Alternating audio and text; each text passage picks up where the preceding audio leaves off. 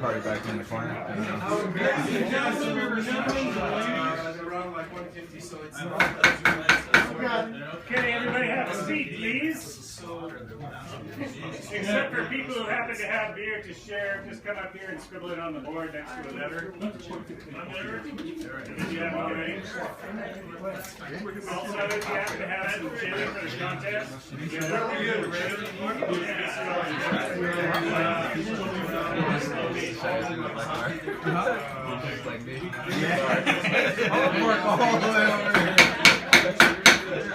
Okay, a second ago I said sit down. Now I'm saying sit down and shut up.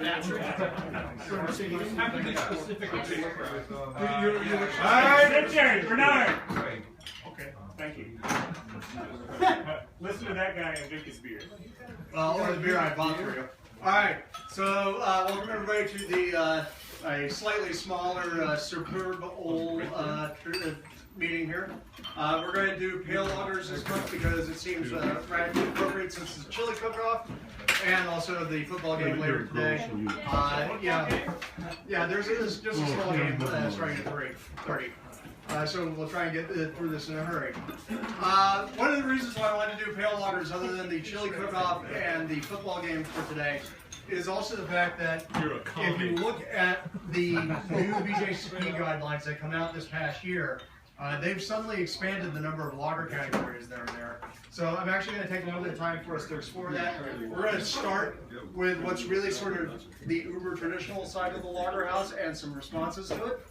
All of these beers today came from the new craft beer cellar store on Colorado Boulevard in Eagle Rock. And we're going to start with really one of the beers that first told me, hey, you know, Pilsner doesn't actually have to suck. And this is Trumer Brewery. This is their Pils. They really only make the one beer. And a little bit of skunkiness out of this particular sample.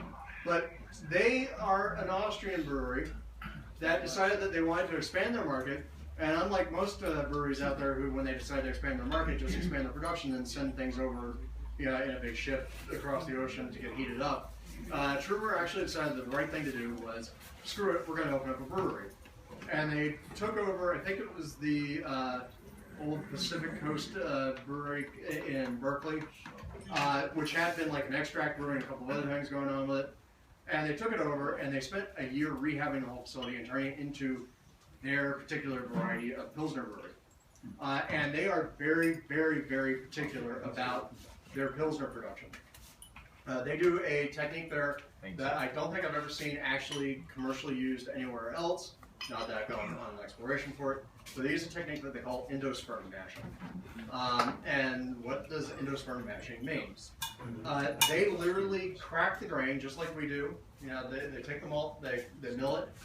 And unlike what we do, where we actually go and dump the whole thing in the mash tun, they actually sift that malt coming out of the mill to remove the husk. Then they add back in a portion of the husk at a point in time during the mash. The idea being that they don't want to have the husk material in the mash because they're worried about extracting tannins from the grain. It's a lot of work, but literally the first time that they opened up the brewery for tasting was a year that we had won the Anchor Steam Club of the Year award. And we went there, and the Celebrator group was having their birthday party there. And they were pouring fresh Trumer basically straight from the brewery farm. And it was an absolute revelation. You know, you think about like how we tend to think of Pils a lot of times here in the craft beer circle as a very sort of stupid thing. You know, you want a golden beer for the masses, being led around by their noses and marking them in. That's what you say. That's why I use my voice. Could you repeat that? It's not Marco Rubio. Come on. You know, we tend to in the craft beer world to look very much down on Pils, or think of it as something very boring. Well, this isn't the best example that I've had in the Trumer. When that stuff came fresh off the tap, it was mind blowing because it was, here's a beer that's got this, assertive bitterness to it, this wonderful maltiness to it. It's actually a little sweet, but also very crisp and pops right in the mouth. It was beautiful, but it also really drove home the point to my mind that a lot of the Pilsner that we end up drinking isn't brewed with the exact same set of care that these guys are taking. Maybe it's brewed with the same set of care in the brewery, but by the time we get it, it's been so thoroughly abused and misused in the whole system getting to us, that's just not the same thing. And that applies to a lot of the great Pilsners out there in the world, including things like Pilsner or Kelly. So, what do we think of the Trumer? Nice and Except for the skunkiness, which I don't know why they're doing this, but it's great. All right, real quick, why the green bottles? Turns out that some marketing wonk somewhere along the way discovered that as people got addicted to the idea of seeing clear beer in glasses, that beer in green bottles sold better than beer in brown bottles. And of course, obviously, beer in green bottles has less UV protection, and that skunkiness that we get, no matter how many times your college buddy may have told you this, Aaron, skunkiness is not from chilling the beer down, warming it up, and then chilling it back down again. Skunkiness is a UV reaction with the isomerized alpha acids from the hops. Basically what happens, UV light strikes the compound and breaks off part of it, and part of it becomes a methyl mercaptan, which is the exact same sort of chemical that a skunk produces when they spray you, and that's the reason why we call it skunkiness, and it's really just all comes down to light, right? All right, so any comments about the Trumer? We know this one has some skunkiness to it, but it definitely has that crispness to it. Yeah. It's a nice skunk though. Yeah. Say with a good Pilsner, it all comes out of freshness. Yeah. And that's my mind was part of the reason why Trumer was really eye-opening for that. They've been coming down to LA now for a couple of years, but really, if you get a chance and you can get to the brewery, totally go there, because one, it's absolutely fascinating to see just sort of this single-minded devotion to a single style. They literally took a year of brewing to dial the formula that they were producing there in Berkeley to match up with the formula that they produced in Austria, before they were released to the public. So absolute single-minded dedication to this one concept. You talk about molecules. Folks, grab a chair. We got bunches of places to see. The mouthfeel versus the water really is wonderful. Yeah, and again, this is, if we think of Bohemian Pilsner, the classic Pilsner or Kel, brewed with a very soft water, expresses sort of a golden malt character to it, but also this wonderfully peppery, spicy Zatz hop. This Trumer is much more in a German style, or what we would think of as a German style, because there's more of a mineral character to this water. The malt isn't as that golden sweet. It is more of a mineral-driven hop bitterness. And truthfully, if you gave me a choice between different Pilsner styles to choose from to drink, I would almost always probably go to North German, because I find that works better for me, but that's me. All right? So, let's move on to a true North German pill. Let's get some Bitburger going. Oh, come on. We're not. All right. No. Actually, I don't like the plastic chair. That's not yeah, I try that before. I usually say that for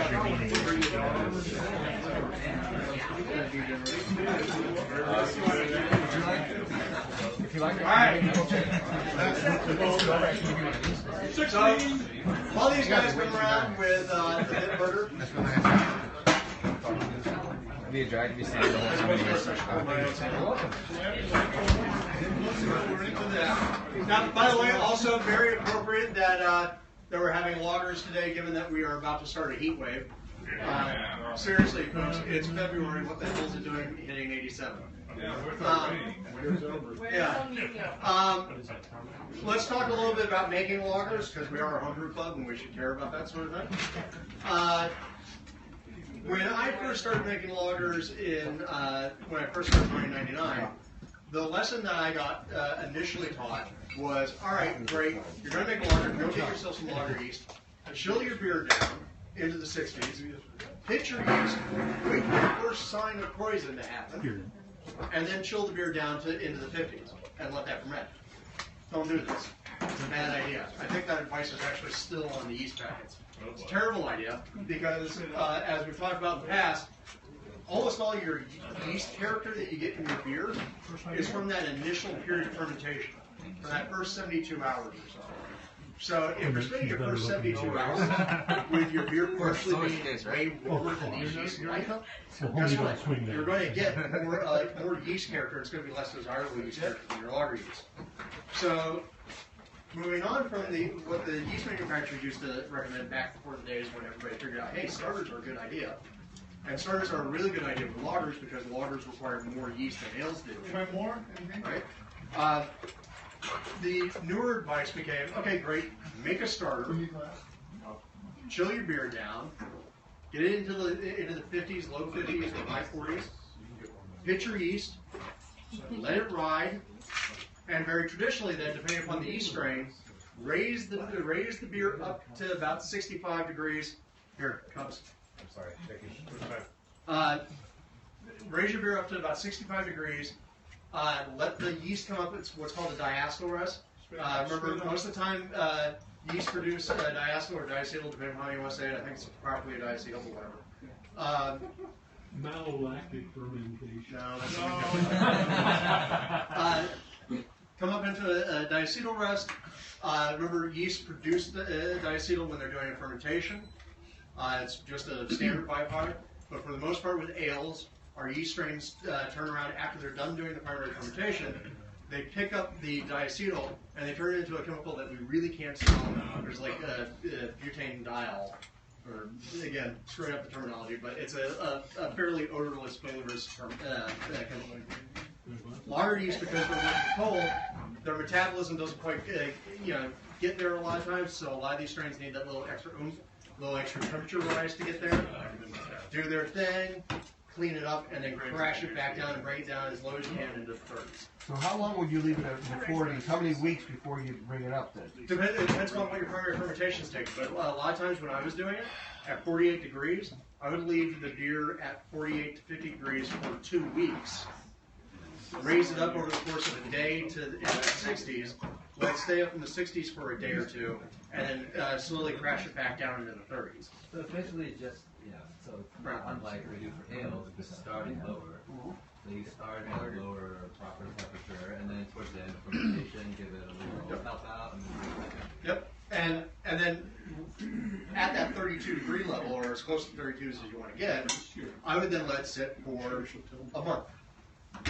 4 to 6 weeks. And then into the keg and yay, bright, beautiful, clear lager. But if you look at that, that took me 6 to 8 weeks to produce. So we'll talk about newer ways of doing it here in a moment. Let's talk about the Bitburger. So Bitburger, North German Pils, nominally mineral driven, a lot of hop. This sample definitely seems to have a very strong honey note to it. That I would usually think of as based on oxidation and age character. So who knows if these cans have any sort of age marking on them? Well, it does say have before February 10th, 2016. So still in code. It's got a big minerality to it. So definitely feels softer than that Trumer did, right? In terms of the mineral character. But the minerals are still there. You get them definitely in the back palate. You get more of a sweet malt character with this than you did with the Trumer. The hops are a slightly different profile. Here I'm getting more spice than I did in the Trumer. Overall, this beer also, I think, because of possibly the subjective quality of that honey note that we're getting, feels a little less intensely dry than the Trumer. Right? But again, that could just be a power of suggestion of smell honey, think sweet, and therefore it feels less dry. Not sure. You could very well subject this to a final gravity test and actually see that, the Trumer actually finishes at a higher final gravity than the Bitburger does. But perceptibly, I'm getting more sweetness. We're getting the oxidation. It is oxidized. All right. Other comments that we have out there? Now, what's interesting to me, yes, we don't have any light strip, right? You don't get that skunky character because of the can. Right. This is one of the great powers of the can. UV light can't make it through there. Yeah. However, also the can's better for shipping purpose. Glass metal seal never is going to work as well as the can. well, and that's what's interesting to me is like one of the things that a lot of people talk about with beer cans is if you're doing your canning correctly, and you would have to assume a brewery like Bitburger is doing their canning correctly, because one of their giant ass brewery and two of them German. And I will totally give it to the Germans for respecting and understanding the idea of doing beer things right. In theory, what Jim just said about the can not having sort of the expansion and contraction thing that will happen with a bottle, right? Around all your oxidation in a bottled beer happens at this interface.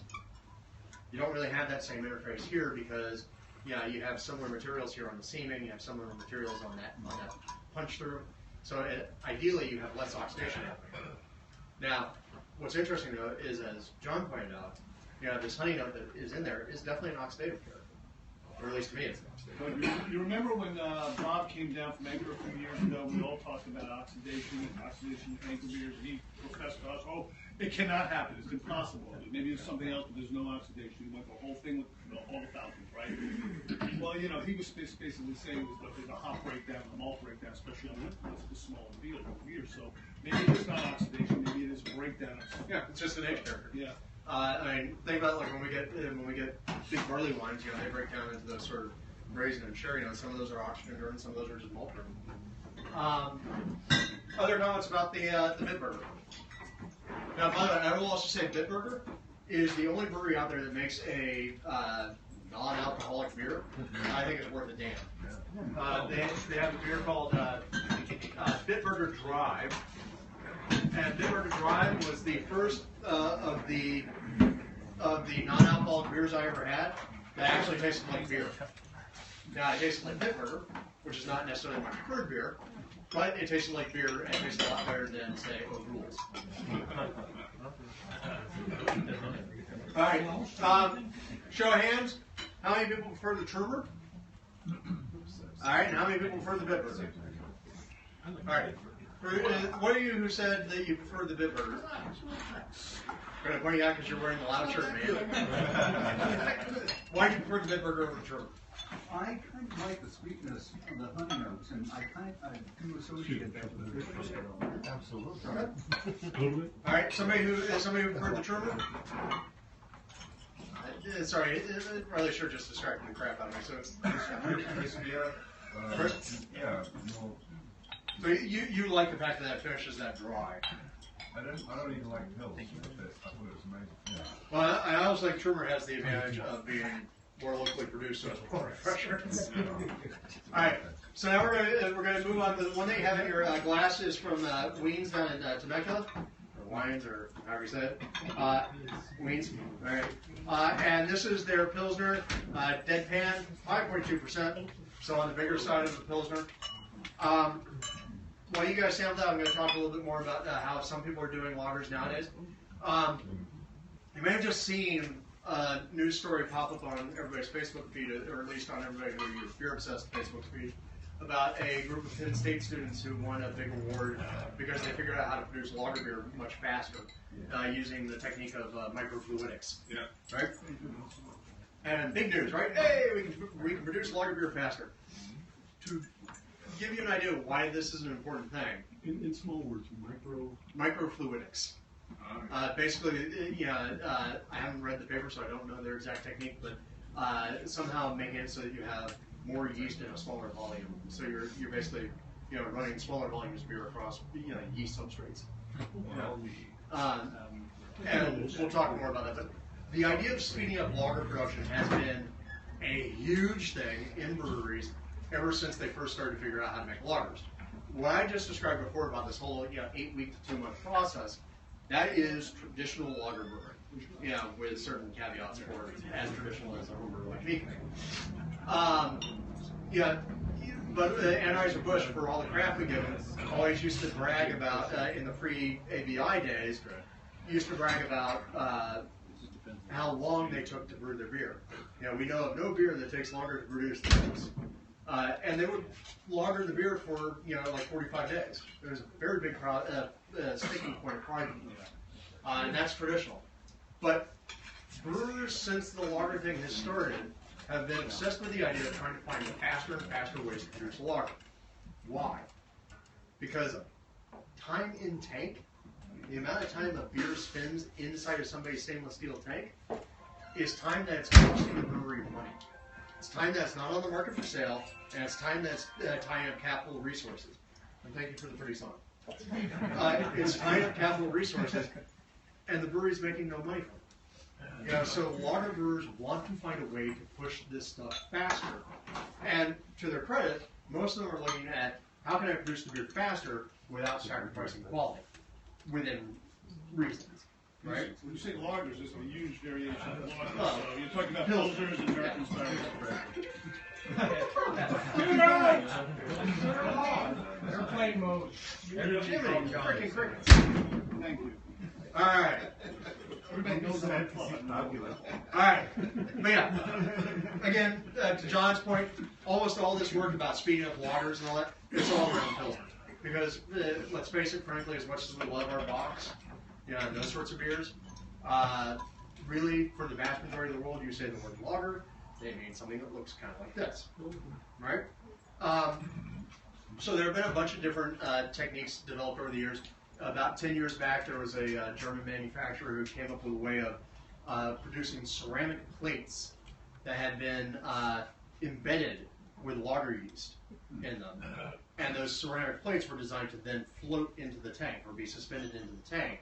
And the idea was, because you have the yeast actually up in the middle of the tank and being actively exposed to more brewing beer, you know, that's being circulated by the force of fermentation, you could speed up your fermentation process without sacrificing quality. You see things about people talking about fermenting lagers under pressure. The idea is that yeast under pressure produce fewer esters and fewer phenols, therefore they're able to clear faster and you're able to get them out the other side faster. Ice beer was an attempt to produce lager beers faster. All of these breweries are all engaged in trying to find techniques to brew lager beers faster with a acceptable sacrifice in terms of quality. When you talk about under pressure, you're talking about keeping the CO2 in or keeping CO2 Yeah, keeping the fermenting beer under like an atmosphere or 2 atmospheres worth of pressure inside the tank. Yeah, and there are yeast strains that are especially there. In fact, if you look at White Lab's yeast vault thing, one of the things that one of the strains that they have there for the vault is a hot, high pressure lager strain. So something fun to play with. So let's talk the weans real quick, and then we'll get back to speed brewing. What do we think?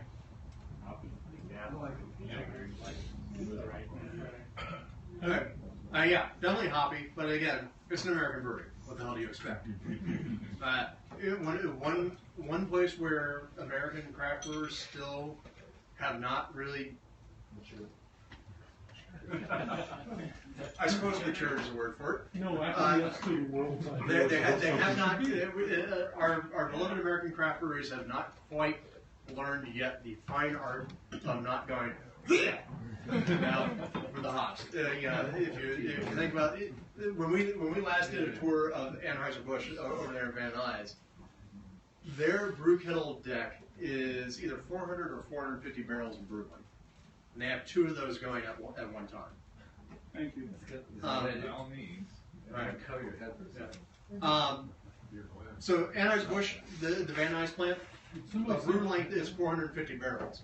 If you think about it, for a lot of craft breweries here in America, one brew at Anheuser-Busch is pretty close to about a quarter to a half of their annual production.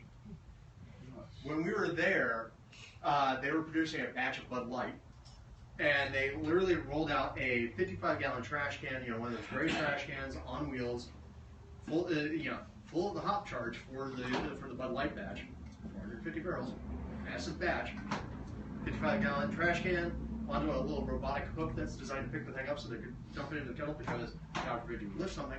And we look in this 55-gallon trash can, and it's less than a third full of hops. I know craft brewers who are making a 10-barrel batch who are using more hops in it. All right. So American craft brewers have really not gotten to the point yet where they've understood the difference between and hit. And that's, I think, one of the big things that separates them from like the Germans and the Austrians that were tasting some of these pills. Is that more California or? No, it's all over the country. Even on the East Coast, they still throw in way more hops. So this definitely has a very strong hoppy presence. Yes. I imagine also brewing technique must be a big difference between Trumer and say Weens. Yeah, I don't think any of the American craft brewers are Well, I don't think anybody. I don't think. Decoction mashing. Well, decoction mashing, and they're not doing endosperm mashing. Well, All right. lager brewers don't even do that. All right. Well, here you go. How many of you guys out here? You're home brewers. You're obsessive about technique. You're willing to spend a day, goofing off and doing something stupid. How many of you would do endosperm mashing if you thought it would give you a great filter? All right, we got at least one, two. If I could figure out a way to do All right, it. you figure out a way to do it? I would think you could do it with a window screen and a shake box. Kind of make like an archaeologist. How about a low flowing fan, you kind of blow the husk off, did that work? If you want to be lazy, maybe not. Is it really? All right, I don't think so. It moves too much. all right. So, Drew, you mean you crush the grain and run it through a fine screen, is that? yeah, if you look at like what Trent was doing, if I remember this correctly, and remember this has been close to a decade now, so a lot of beer in between then and there. It's basically, running through a set of screens, kind of like what you would normally do in order to sift out flour and sift out grains. They do that same sort of thing, and it's basically just a giant shaker table almost. So the grain will fall through, but the husk will stay behind.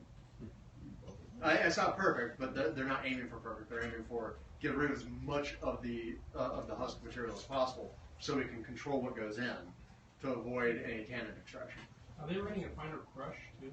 I would have to almost guarantee you that they are. All right.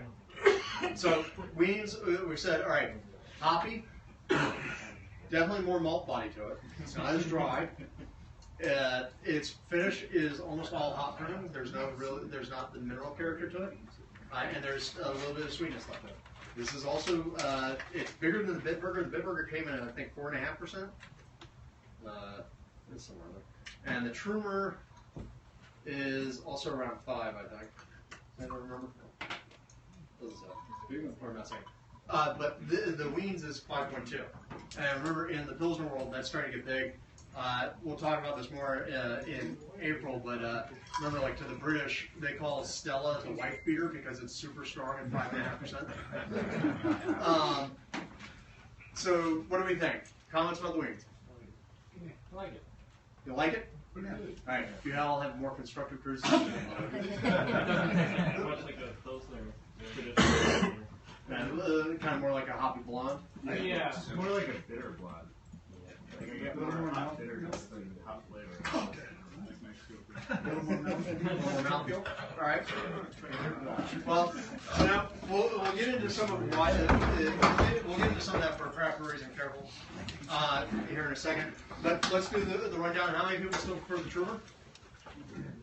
All right. How many people prefer the Bitburger? All right. And how many people like the Wiens? All right. Good. All right. That's pretty much that is pretty close. Confusing the heck out of everybody, Drew. That's shit.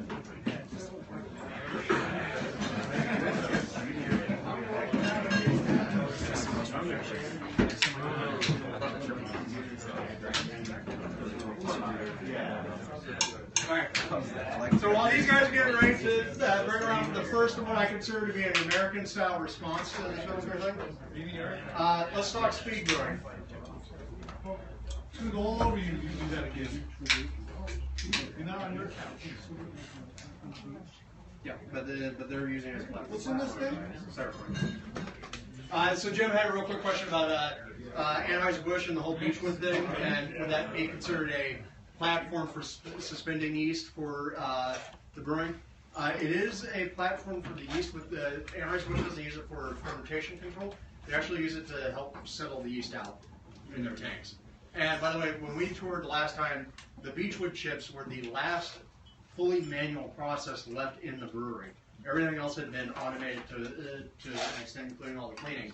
So that literally these giant, almost like half city block long lagering tanks, horizontal tanks, they would put these giant sort of industrial washer bins, like for an industrial washing machine, filled with Beechwood, and there'd be 9 of them in one of these tanks, 3 of them being pulled out, the other 6 being pulled forward, and 3 more being put in the back.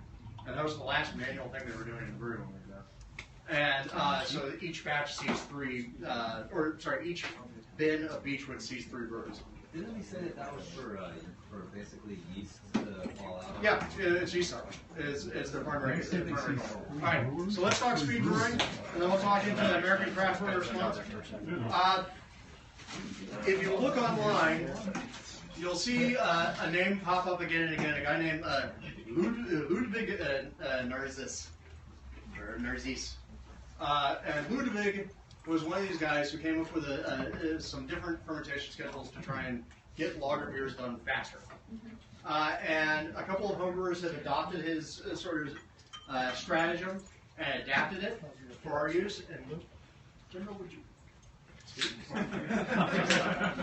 All right. We're going to talk about two of them. One of them is, if you listen to the Brewing Network, you know there's a guy on there, Mike Tasty McDowell. And Mike is a big fan of doing this sort of fast lager fermentation schedule. I've actually written down what his schedule is so I can give you the right information. He will take a lager beer that he's producing, chill it to 55 degrees, pitch his yeast, and let the yeast stay, and let the fermenter stay at 55 degrees for the first 50% of fermentation. So if he's got a beer that's at 1055 and he's expecting it to go to 10, let's say 1050 and he's expecting it to go to 1010, he'll let it stay at 55 degrees for the first 20 points of gravity draw. Right? And he's got 40 points of fermentation to get through. The first 20 he stays at 55. The next 10, or 70, up to 75% attenuation, he raises the temperature to 58 degrees. And then when he's at 75% attenuation, he raises it to 62%, or 62 degrees. And then when he hits 90% of his fermentation attenuation, he'll raise it all the way up to 66 and let it sit there until it reaches terminal. Right? And he says with this technique, I think he can turn a lager around in 2 weeks. Another example of this is from Marshall Schott, who runs the website verosity.com.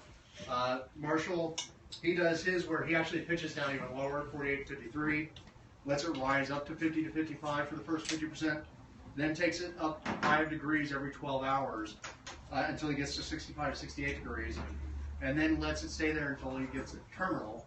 And then after he reaches terminal, he crashes it down 5 degrees every 12 hours. Right? And again, the whole idea is drive fermentation faster, keep a clean yeast character as much as possible, and then clarify with a cold crash. Right? And that's what these guys are doing there, and it's all based on this one guy's theory.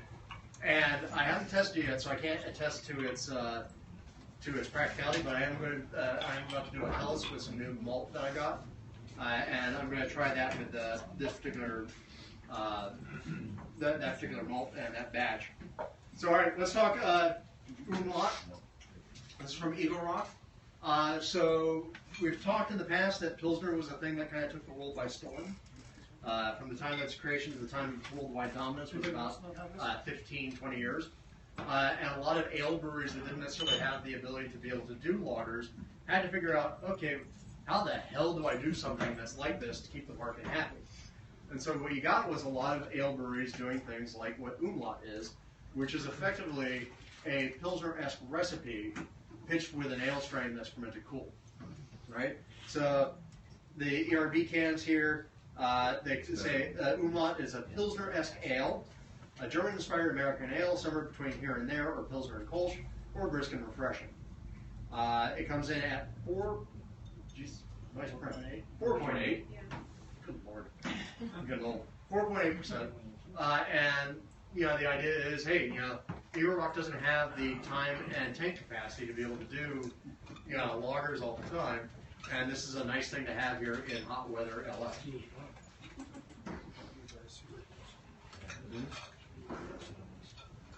So yeah, this sample definitely has some diacetyl in it.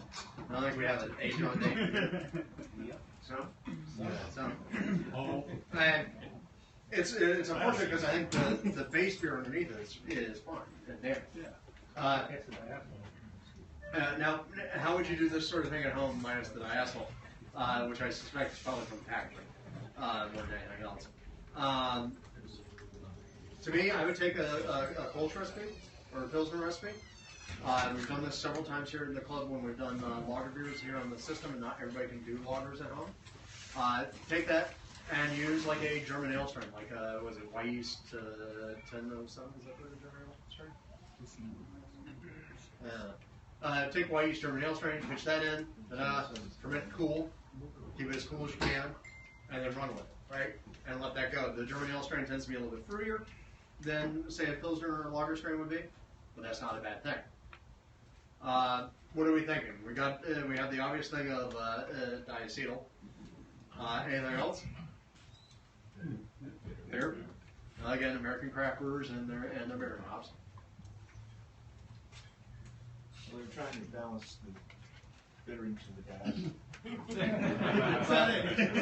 Like I said, I suspect that the diacetyl is from packaging. It's much better dry out. Yeah, I think. They don't have diacetyl on the job? No. How would this packaging? Well, so the one problem with canning, we talk about, everybody loves to talk about the benefits of canning. Canning seems to be, for small batch operations, really hard to pull off in a way where you don't get a large amount of oxygen. Oh, is that right? Because think about it this way: when you bottle a beer, right, and if you see the way like a brewery like ERB, when they first started packages of beer, like literally it's onto like one of these wine spigots, right? And you got a plug that's going in here that's filling up most of that bottle space, right? And that's your oxygen interface is still really up here. What little oxygen you have left in the bottle is probably going to be absorbed by the yeast. When you're doing canning, this whole top is open. It's a much wider interface, right? And oxidation is all about interface. And so you have that much wider opening, and the seaming, the seaming is going to be a little different. Your amount of dissolved oxygen that's being picked up out of the headspace is going to be different. So cans seem to be, if you get them dialed in, they're fantastic. If you don't get them dialed in, they tend to be a little bit more finicky. They're closed up. Yeah. If you watch the canning line, what's it? Anheuser-Busch that makes Dale's. Oscar Blues. Well, Anheuser-Busch too, but Anheuser-Busch, the line moves so fast you can't really see it. But at Oscar Blues, you can see the canning station. It's basically on all of these, but canning or bottling goes into a turntable that's going around, so it's getting filled and then lid on. So it'll be open as it gets to the spot. Oscar Blues is very successful with canning, but you look at that and other lines that tend to have this kind of thing happening. Oscar Blues probably has 200% more waste than other people are doing. So you really have to get it to where it's over full and it's all foam at the top and get that thing on. Yeah, I mean, and they're small canning lines are slower too. Yeah. So they're slower. Also, a lot of like high-end canning operations.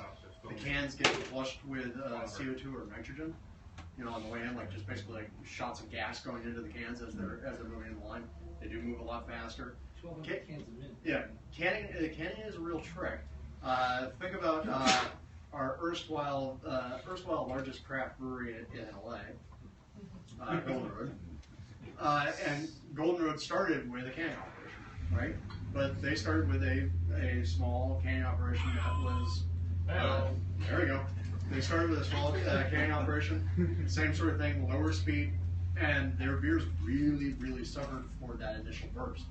They finally ended up having, in order to solve their canning issues, in order to get under control and understand how to make the package work, they brought in a guy who used to head up canning operations for the Anheuser-Busch plant over in Van Nuys. They brought in an Anheuser-Busch packaging guy to be able to figure out how to get their cans properly. Somewhat appropriate given their eventual settlement of the industry. But there you go. All right, real quick, I don't think there's going to be much change here because of the diacetyl. Trimmer? All right, Bitburger? Right? The Weens? And the umlaut. I can't taste diacetyl. Has anybody else got a can from Eagle Rock? Another can? Does Eagle Rock have a can in the line, or is it Has it been diacetyl? Yeah, I think so. I don't know if anyone has an arcade line or if they put it on a mobile camera. So maybe the mobile canner is just. But that does also bring up an interesting point. If they're using a mobile canning operation, we're going to have a chance. And these pull back.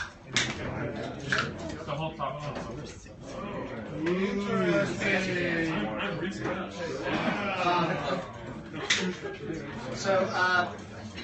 There's a mobile canning operation. By the way, guys, there's a mobile canning operation here in LA.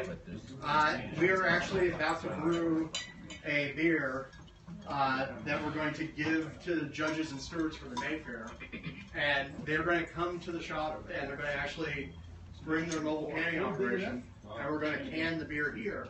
So everybody will get a chance to see how one of these mobile canning operations works. I'm gonna come around. It'll be in there. What name is the canning operation? Cans are right. Monks. Or we be All right. So now Mike Hess. These guys are out of San Diego. This is another response to the whole Pilsner thing. You also saw they're using fancy things. These cans are actually designed for you to really drink out of with a full top.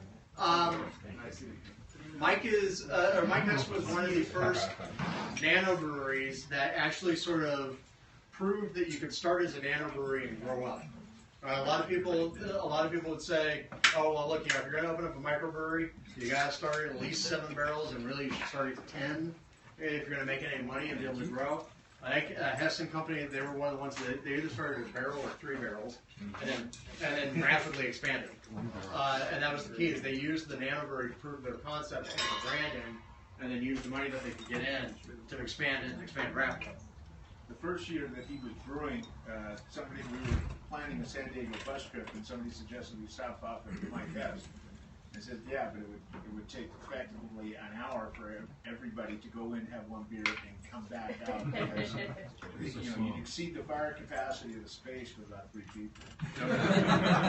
Right. It's a garage. But now, using this beer, this is their Gracias, which is a Vienna style cream ale, they're calling it, which is a style that doesn't actually exist, but what the hell, it's American craft brewing. So the Vienna is obviously because they're making a reference to Negra Medalla. Negra Medalla from Mexico. It's one of the few Vienna style lagers that continues to exist. Vienna lager was an Austrian style, sort of malty, toasty, wonderful brownish lager beer. Cream ale was the chief American ale response to the lager myths. All these damn Germans coming in with their lager beer. We need to make beer. So Americans developed cream ale, which is basically taking an American Pilsner idea. So 6-row, 2-row, and flaked corn, or rice if you want to. Flaked corn, brew it with a low ester-producing ale yeast at a cooler temperature, and turn around your beer in a hurry. Classic examples of that are Genesee Cream Ale and Little Kings from around Cleveland area. Genesee Cream Ale is a beer I grew up with. Mostly in college, we would have kegs of that because that was the good beer to have. I remember one time I went home to a friend's house in Vermont, and his parents were really cool people, and they had on tap a pony keg of Jenny Light. Yeah, we had a good time that weekend. But so this is obviously Hess's attempt at doing something like cream ale, but slightly more interesting. So you're getting those toasty notes of a Vienna, along with that sort of color. Still getting a nice little hop character to it, but relatively restrained for an American craft brewer. They have a couple of facilities down in San Diego. But what are we thinking? What are we getting?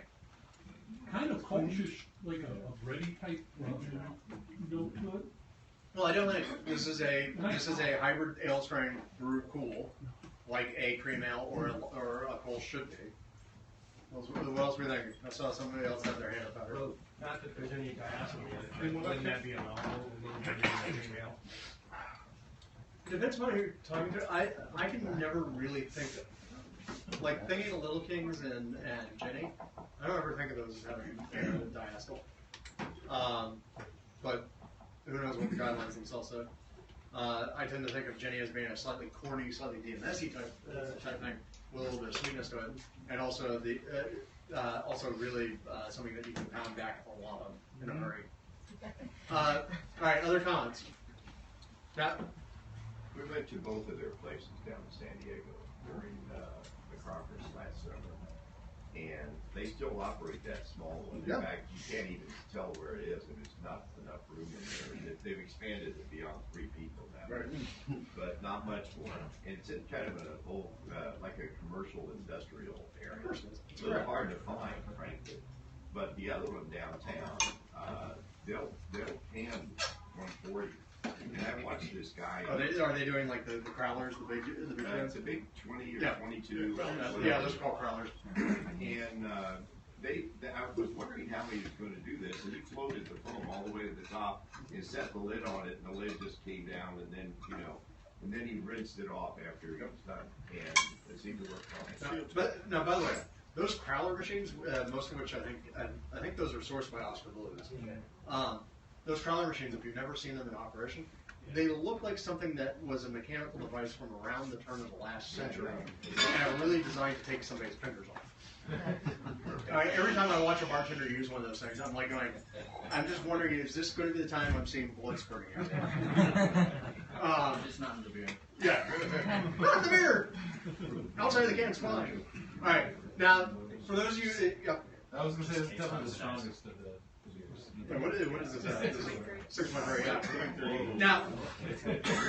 Now here's the thing. How many people out here like Negro Medola a lot? Negro. All right. If I'm at a Mexican restaurant with a crap beer selection, I can almost always count they'll have Negro available in some form, and that's what I end up having, because otherwise tequila gets you drunk way too quick. No, it's just quick enough.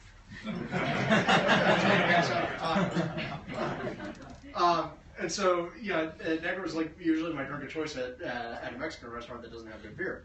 And so, what I do think is interesting about this is that, given the fact that they're calling it some Vienna-style cream ale, they really are kind of capturing in here some of those Vienna characteristics, that toastiness in particular. So, there's that. I like that. It's not just because it's 6.2%. I think that helps, though. It does. Yeah. All right. Any other comments about it? Does anybody hate this beer? There you go. All right. Hands are dangerous. You stick your nose in, you're going to cut the nose, All right. Let's run the list real quick. So that fast. Trumer. All right. Bitburger. Holding strong. All right. Wings. Umlaut. All right. And Hess. Oh, you alcohol fiend! All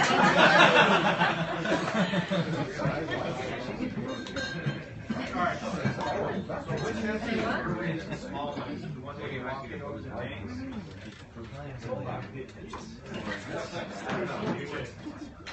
Check. All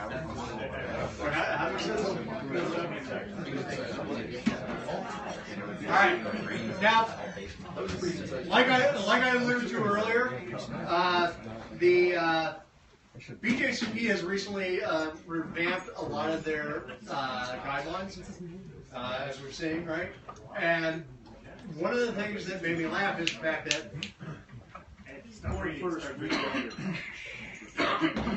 one of the things that always makes me laugh about guidelines and whenever they're redone is you can always tell that there's a style. Some of these styles are styles that judges may have a particular hard-on for, and like a particular fascination for. So one of the things that I think is interesting, and I haven't quite fully bought into it as a thing that needs its own sort of existence, is if you look at the guidelines now, there is a whole world of Czech lagers. And it's no longer just Czech pills, right? You think of Bohemian Pilsner. That's the Czech beer of choice. Now there's a whole category devoted to nothing but Czech beers. And this is one of the styles of it. It's basically, this is a strong golden Czech beer. Somebody who knows the current BJCP guidelines better than I do can say which one in particular it is. This is Wait, Colin, how do we say this beer again? There's Let me generate There we go. Through most of the Bohemian Pilsners went into that category. They have a new crap. One of the new was like those Czech Pilsners. Right. So, but I mean, there's like three different Czech lager styles now. How much you'd be willing to stand up and say, hey, there should be three different Czech lager styles, or however many it is now? There's four. There's four. Sorry, four. Hey, just pulled up our phone. Thank you, ma'am. Four. Like, how strong of a need is there for four Czech lager styles? I don't know, but that's in there now. And, it's one of these things. Obviously, there are a group of people in the BJCP who work on that set of guidelines who have a real strong opinion about that. It'd be like, me doing a saison guideline. Right? Oh, wait, I did help with that. But it is a thing. This is, I think, the largest beer that we've had today, right? Bottle size, yeah. Well, It's not as strong as the head. never mind. It's not as strong as the head. All right. But of all the pilsners that we've had today, or pale lagers, sorry, of all the palish lagers or lager-esque beers that we've had today, this is the one to me that says, hi, malt. It gives the richest malt body to it. Where'd you brew it? Somewhere in the Czech Republic.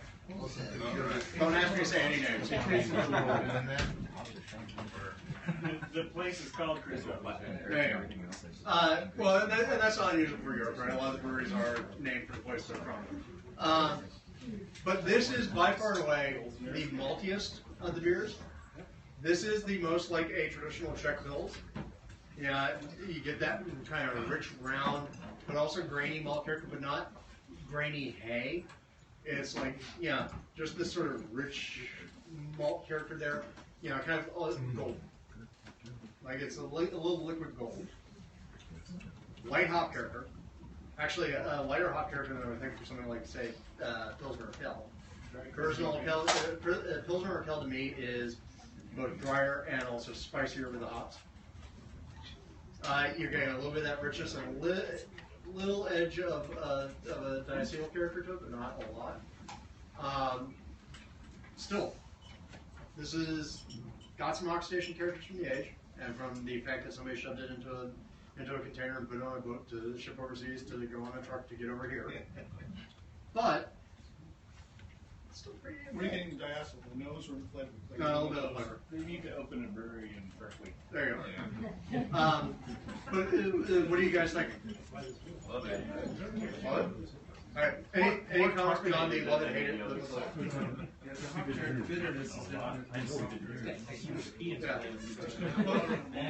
But I was going to say, I mean, notice again, what I was saying earlier about American brewers in the hop hand, compared to like a European brewer in the hop hand.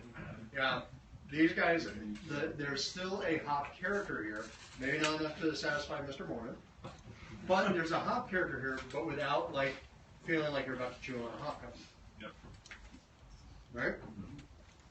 And it allows that malt character to express itself. Now, one of the other advantages that they have is that they're using different malts than we have access to. They're probably using like a Moravian malt, which I think maybe we actually still do have access to. We don't have access to the unmodified stuff. Semi-modified. We have semi-modified. Yeah, it's closer, it's more modified than it should be. At some point in time, I asked John and I about the horror story of using an unmodified Moravian malt on an Imperial Pilsner project. Or actually, it was supposed to be a Bohemian Pilsner project and turned into an Imperial Pilsner. That was a fun brew day. It was the longest I think I've ever spent brewing that wasn't just a long boil, because I think we should have with like 8 a.m. And I think I walked out of the shop at 11 p.m. at night. Yeah, it was a brutal day. It was like one of those days when I think most of us were just right. Like at some point we all got within that hair's breadth of like just pulling the pin and chucking it on the badge. It was just bad. But this does bring me to an interesting point about the malts. So we talk about American lagers and American pilsners and how they're a response to Bohemian Pilsner and the German Pilsners. We're talking about like using adjuncts and everything else. one of the things that we've also really lost over time is we lost some of the access to things like the Moravian malt, which we had for a little bit, but now we have kind of the semi-Moravian malt or semi-modified Moravian malt. But we've lost access, and so the European brewers, to a lot of the heirloom malts. Now, current climate being what it is, and all this interesting flavor that's popping up and different explorations, we're starting to see not only an increased variety of hops, because of course we are, but we are now starting to see what I think are the forefront edges of an increase in variety of malt. And not just malt varieties in terms of like, oh, this is a super special crystal, or this is a thing that's been roasted this way. We're now actually starting to see different agricultural varieties start to pop up and different scopes. So over in Massachusetts a couple years ago, Valley Malt got founded.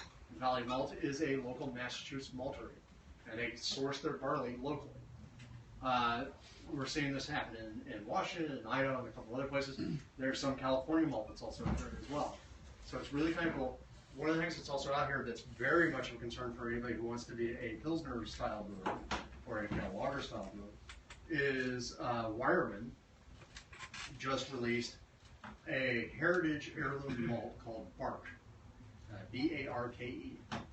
And it is supposed to be, it was the older school Pilsner malt that they used to use in Germany, was eventually reduced in acreage because it didn't yield as much per acreage. It didn't yield as, the kernels weren't as friable, and it didn't yield as much extract per pound. But Wireman still has fields of this stuff, and they've now actually started bringing it into the market. I have my hands on 10 pounds of it, courtesy of BSG, and I'm going to make a Hellas with it that I hope to have either at the March or April meeting, depending upon whether or not the fermentation schedule works out. But it is supposed to be a really interesting malt with different malt characters to it, but still a base malt. So one of the things I'm going to say, given the current climate of what we live in, in terms of all this variety of flavor, is really start to pay attention to what's happening with malts, because I think malt is going to be an interesting place for people to play with, and I really hope that we're going to see more of these sort of heritage-style heirloom malts reappear. Not necessarily to drive out, your beloved two-row, but to give you a different thing to play with on your palate. So, to that note, I don't know if you're familiar with the Weiser family farms. But up there in Tehachapi, they started an heirloom grain project, and I've tried to reach out to them. I haven't heard anything solid yet, but I've tried to reach out to them to find out if they can possibly. I know that they were thinking about brewers when they started growing this stuff, so I've tried to see if I can find out if we can get some to play with local Tehachapi grain here. That would be cool. Does it come with an extra lacing of meth? I don't know exactly what varieties they're growing, but certainly want to try it. All right. All right. So, any other comments about the pale lager here? All right. Let's do the last rundown then. Trumer. You got a couple hanging on. Bedburger. Oh.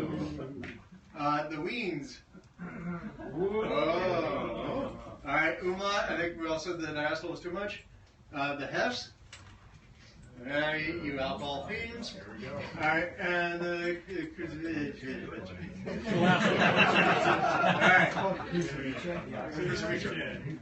all right. So I would say that's actually a fairly close toss-up there between those last two. But given that this is the supposed to be the palish lager type thing, I'm going to give it to the last one because that's the more pale lager. All right.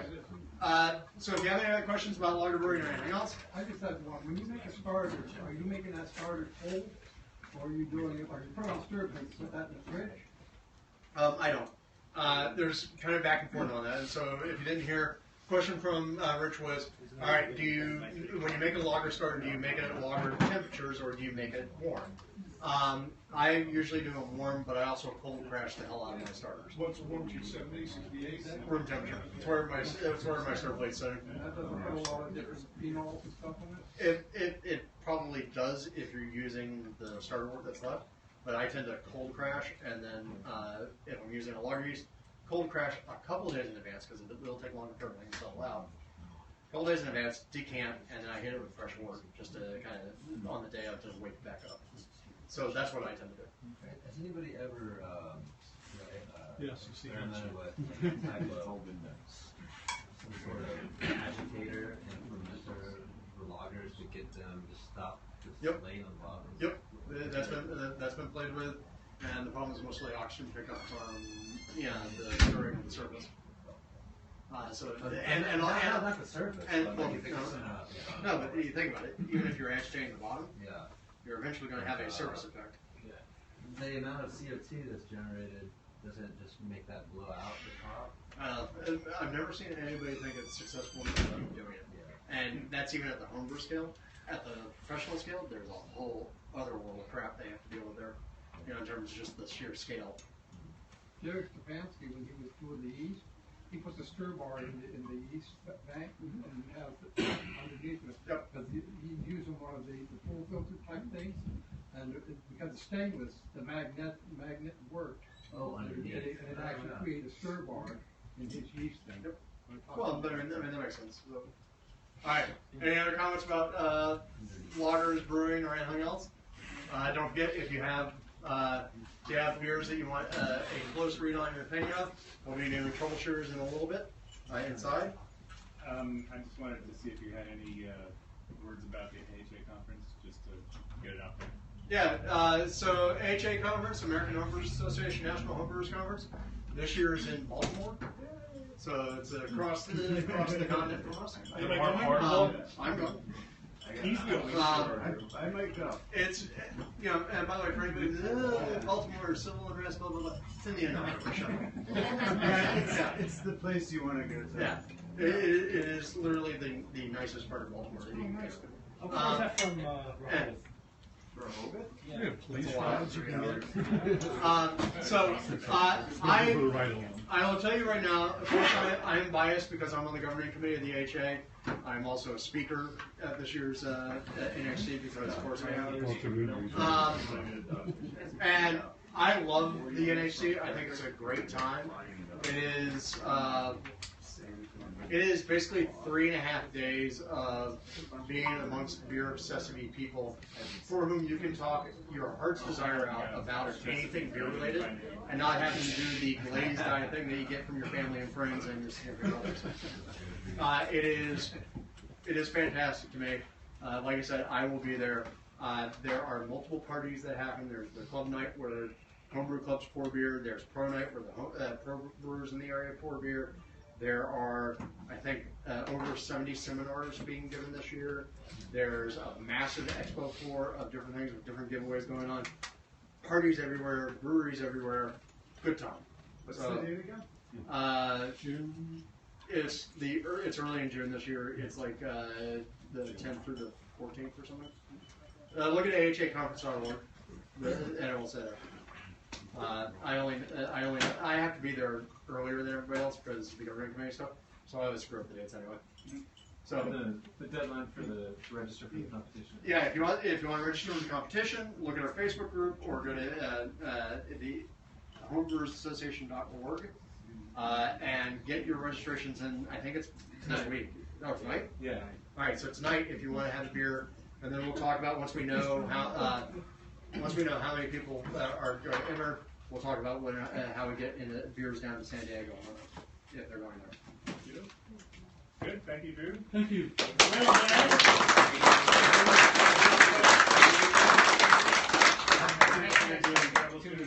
Yep, I'll do troubleshooters corner in just a bit. If anybody has a beer to put on the list, please do. So we're gonna go for lunch pretty soon. Just want to. I was going to say if there is a no cold lunch. What? I was going to say something about lunch. Okay, speak. If you brought a chili, you're missing.